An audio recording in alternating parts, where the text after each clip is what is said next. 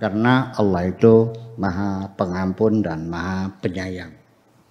Wal Islam innama yatashaddadu hadza tashaddudi, Islam semata-mata ia begitu keras seperti ini, tegas sekali seperti ini.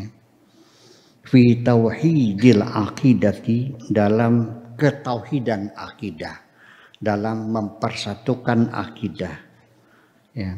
Fillahi, terhadap Allah, wa rusulihi, dan utusan-utusan Allah. Lianna hadza tauhid, karena ketauhidan ini wal asas al-laiq, sebagai dasar, sebagai pijakan utama yang layak, ya, bitasawwuril mu'min li ilahihi, sebagai landasan penting bagi persepsi seorang beriman terhadap Tuhannya. Subhanahu kama annahu huwal asasul laik, begitu pula ia merupakan satu dasar yang layak. Biwujudi munazzimin, adanya Tuhan yang maha mengatur alam semesta ini. Alam semesta ini dalam kehebatannya, dalam ketertibannya, dalam keteraturannya, semuanya tunduk pada satu aturan, satu sistem yang disebut dengan hukum alam, atau kalau kita orang Islam menyebutnya sunnatullah. Kalau bahasa fisikanya namanya hukum alam. Tidak mungkin alam ini berjalan dalam keteraturan yang luar biasa ini tanpa ada yang mengatur, betul nggak? Ya, tidak mungkin meja ini yang berbentuk ini, yang ininya turun sini, yang mutar begitu, nggak mungkin jadi sendiri. Ujuk-ujuk pohonnya melintir-melintir akan jadi, ya nggak bisa dong, mesti ada yang bikin. Bagaimanapun logika kita mengatakan bahwa Allah adalah sang pengatur alam semesta ini karena semuanya teratur. Makanya Allah itu bisa Rabbun Nas, bisa Ilahun Nas, ya kan? Bisa Malikun Nas. Ya, Raja manusia, Tuhan manusia, Ilahuna, dan Rabbil Alamin, Tuhan semesta alam, artinya yang mengatur. Rabbun itu yang mengatur. Rabbun itu kalimat umum. Kalau diidofatkan kepada rumah, Rabbul Bait namanya majikan. Kalau pada pekerjaan, Rabbul Amal namanya employer. Apa? Bos ya? Non? Yes, employee itu bukan employer yang punya pekerjaan, sahibul amal. Rabbul Amal itu artinya employer. Orang yang punya pengusaha, seorang pengusaha yang punya pegawai, punya buruh. Buruhnya namanya employee, majikannya namanya employer.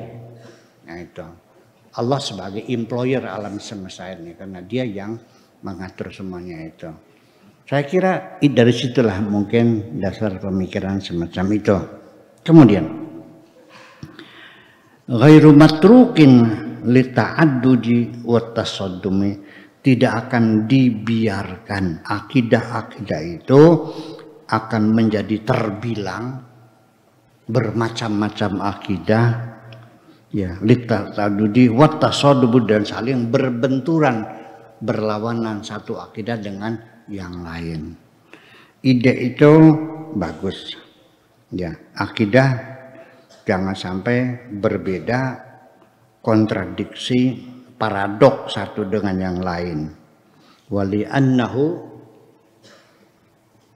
huwa al-aqidah, karena ia adalah akidah al-laiqah yang layak, bi insanin, untuk manusia, yarra wahdatan namus, yang melihat adanya kesatuan undang-undang, fi hadal wujud, di dalam alam semesta ini, aynama imtadda basarhu, kemana saja matanya memandang, wali annahu huwa tasawwurul kafil, dan karena itu merupakan satu persepsi yang menjamin seluruhnya, ya bidammil mu'minina jami'an, untuk menghimpun seluruh orang beriman fi mauqibin wahidin, dalam satu kendaraan.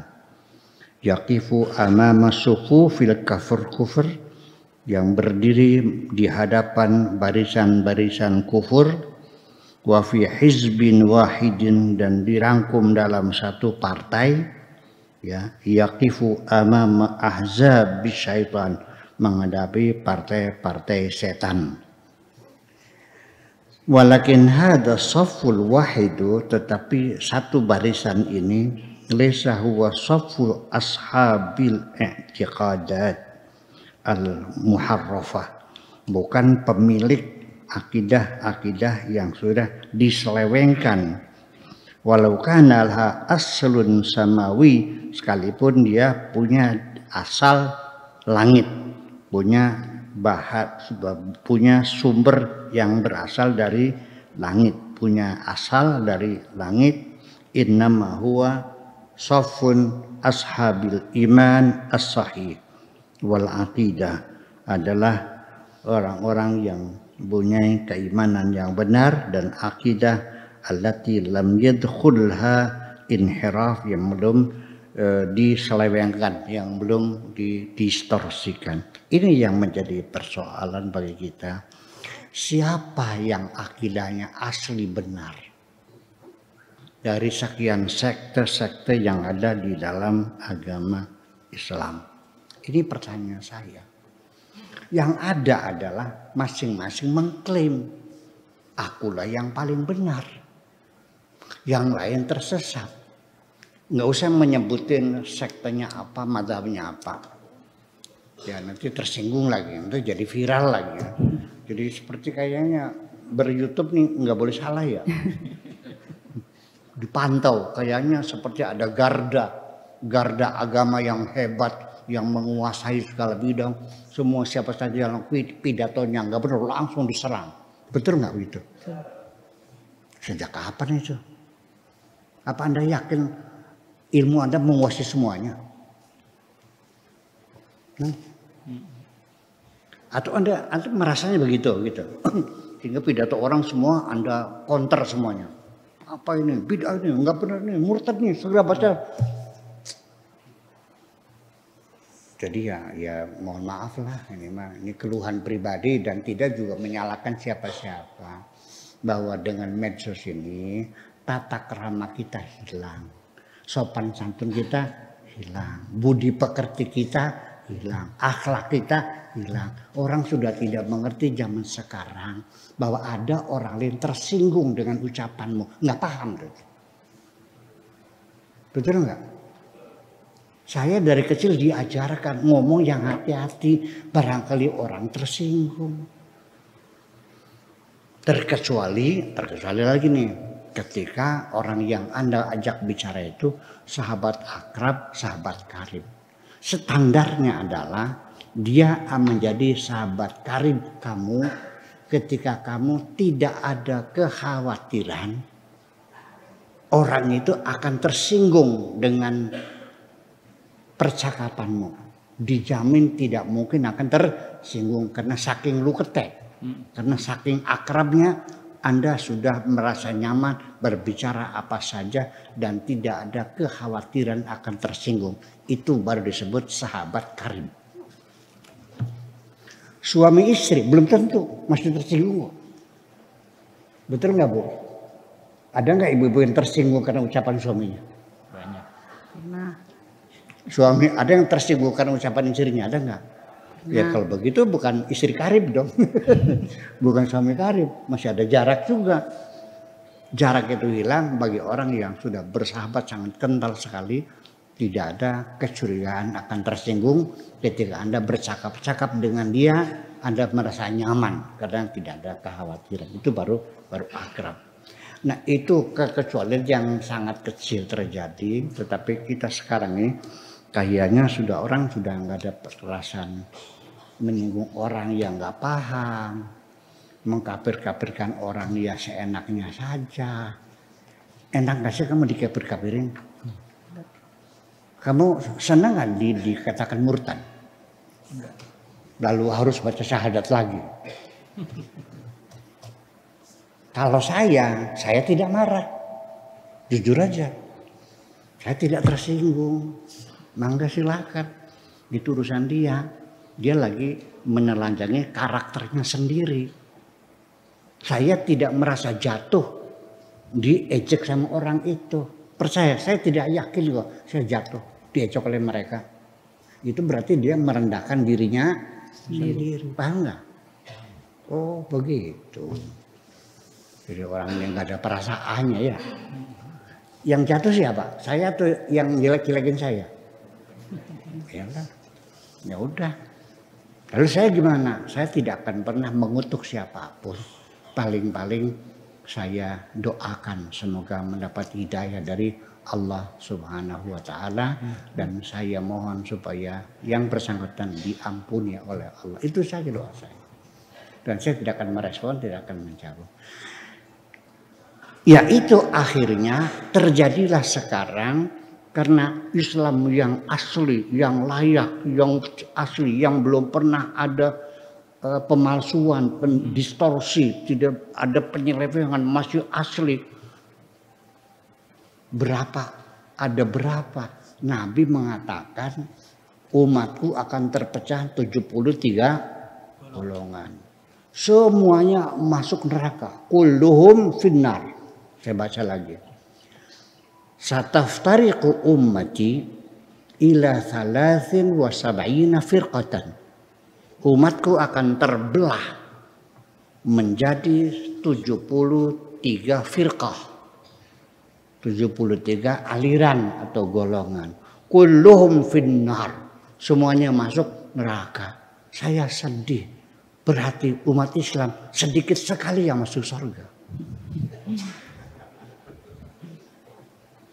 Illal wahidah, hanya satu yang selamat. Yaitu siapa? Ahlus sunnati wal jamaah. Siapa sih Ahlus sunnah wal jamaah itu? Ma'ana alaihi wa ashabi. Yaitu apa yang aku lakukan dan sahabat-sahabatku. Jadi Islam yang hebat adalah Islam yang mengimplementasikan perilaku Kanjeng Nabi dan sahabatnya pada abad ke-7. Itu yang hebat.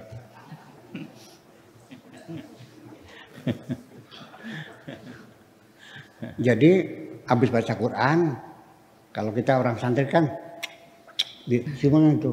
Apa itu? Nggak ada contohnya. Nabi nggak pernah nyimpulkan. Itu bidah itu. Pernah dengar nggak? Iya. Ya, yaudah, nggak usah berantem ya sudah. Kalau ada orang bidah ya jangan dicium ukurannya. Tapi mana dalilnya Nabi mencium Quran, mencium mushaf, yang mushaf belum ada aja. Iya kan? Gimana lagi? Yang mushaf itu baru pada zaman Sayyidina Utsman, baru diseragamkan. Mushaf Utsman itu baru seragam setelah Nabi meninggal dunia, setelah Abu Bakar meninggal dunia, setelah Umar meninggal dunia, baru pada zaman Utsman diseragamkan. Kan itu berarti belum selesai. Apa yang dicium? Yang enggak ada, masa pelepah korma. Qurannya kan masih ditulis di pelepah korma di batu-batu. Ya Nabi mencontohkan baca itu pelepah kormanya dicium yang enggak pun. Itu aja persalahannya. Jadi artinya ini konsekuensinya akibatnya seluruh sekte Islam masing-masing mengklaim dirinya yang benar, yang lainnya sesat. Itu nasihat kita. Salah siapa? Yang nggak tahu, nggak ada yang salah. Yang salah ya kita juga, saya juga salah. Kalau saya mengklaim paling benar, itu kan. Nah ayat ini, hadis ini sesungguhnya jangan dimaknai kamu mengklaim yang paling benar, yang lain salah. Sebetulnya mungkin saya menduga, dugaan baik saya kepada Kanjeng Nabi, maksudnya kepengen membuat kamu prihatin. Jangan keburu yakin benar. Sebab jalan menuju kebenaran itu satu jalan di antara 73 jalan itu. Yang satu jalan itu mengarah yang berbeda-beda. Yang satu yang jalan ini yang bisa menempuh kebenaran itu. Jadi berhati-hatilah, tidak gampang jadi orang benar itu. Tuh, kok kenapa jadi maknanya terbalik, masing-masing mengklaim dirinya paling benar. Penyimpangan enggak? Kalau hadis ini benar sahih dan bisa dipertanggungjawabkan kebenarannya, maka maknanya mesti begitu. Membuat kita supaya lebih prihatin, jangan tergopoh-gopoh mengklaim diri kita paling benar, karena kemungkinan kita tersesat 72/1. Jadi 72 sesatnya, 1 yang benernya. Itu maksudnya, bukan mengatakan yang 1 itu saya. Ya akhirnya sekarang terjadi saling sesat menyesatkan. Nggak sebut mazhabnya. Mazhab A mengatakan aku yang paling benar. B, C, D, E, F, G sampai Z sesat semuanya. Mazhab Z mengatakan A, B, C, D sesat semuanya. Yang mazhab F mengatakan mazhab F yang benar, selain F semuanya sesat, neraka semuanya. Ya terjadi begitu kok. Sampai dampaknya masjid sendiri ada dikotomi. Saya sendiri menjadi korban karena saya pakai peci hitam, di dalam masjidnya pecinya putih semua. Beramai-ramai mereka memelototi saya. Ada apa ini? Barangkali saya lupa lepas sendal, saya pegang tangan saya. Oh enggak kok. Barangkali baju terbuka, oh enggak terkencing semuanya. Apalagi? Oh peci sayanya hitam. Yang lain, ya mundur teratur, amit mundur. Salat maghrib loh, saya keluar lagi. Ya kalau saya tidak disukai, ngapain saya di situ? Saya punya prinsip di mana saja ketika saya sudah tidak disukai, tidak ada artinya keberadaan saya pergi kok. Nggak usah khawatir, nggak usah musir saya kok, saya pergi. Dan saya buktikan, kalau sudah tidak disukai, sudah tidak ada gunanya, tidak dirasakan keberadaannya, ya sudah, ngapain saya di sini? Saya tinggal pergi kok, itu aja. Iya kan? Ya udah saya pergi. Kebetulan tidak jauh setelah itu ketemu ada masjid yang lain. Iya. Nah, ini golongannya kita. Pakai sarung, pakai topi hitam, ya udah. Jadi ini bicara terlalu idealis, terlalu ideal. Realitanya tidak demikian. Kita saling baku hantam kok. Iya. Gitu. Jadi kenapa saya sering berbicara semacam ini? Karena saya berharap umat Islam sudah berhentilah saling salah menyalahkan, saling kafir mengkafirkan, saling bid'ah membid'ahkan, saling murtad memurtadkan. Bisa enggak kamu tutup mulut? Atau perlu saya kasih lakban? Supaya sudah berhenti, jangan saling menyalahkan. Silakan fastabiqul khairat. Yuk kita berpacu dengan kebaikan-kebaikan saja. Gatal tak cangkemnya. Mulutnya gatal, pengen ngomongin orang gitu. Wala yaghtab ba'dukum ba'da. Jangan ada saling caci mencaci. Itu perintah larangan Tuhan kok. Jadi kalau saling caci mencaci kamu dosa enggak? Dosa enggak? Dosa. Atau kamu beranggapan dapat pahala? Yang aneh orang menyanyi segitu enaknya. Ya, lagunya Fanny Fabiola. Ya, menunjukkan lagunya Celine Dion, The Power of Love. I need you, I love you. Lagu yang begitu enaknya. Sampai bulu rumah saya merinding mendengarkannya. Diharamkan. Masuk neraka. Musik itu haram, nyanyi itu haram. Jadi intip neraka. Oh gitu. Jadi kalau nyanyi segitu enaknya lagu, menggugah rasa, diharamkan. Tapi kalau nyanyi pakai orang dapat surga gitu. Yuk kita berlogika aja. Mencaci makai orang, bertengkar satu dengan yang lain, saling bunuh membunuh, saling hina menghina, itu ada pahalanya. Saya nggak mengerti. Kalau Anda berpikir seperti itu. Ya, saya bukan benci Islam, saya berjuang untuk Islam kok. Saya membela Islam, saya berdakwah, ngajak orang. Tetapi Sekalipun saya mengharapkan kebangkitan Islam, kalaupun bangkit Islam bukan potong tangan orang mencuri, bukan hukum rajam orang berzina dilemparin sampai mati, bukan hukuman mati bagi orang yang tidak sholat, bukan kebangkitan Islam yang membunuh orang yang tidak zakat, bukan kebangkitan Islam yang membunuh orang yang pindah agama. Kebangkitan Islam bagi saya adalah kebangkitannya umat manusia yang menjunjung tinggi keadilan sosial dan supremasi hukum. Terima kasih.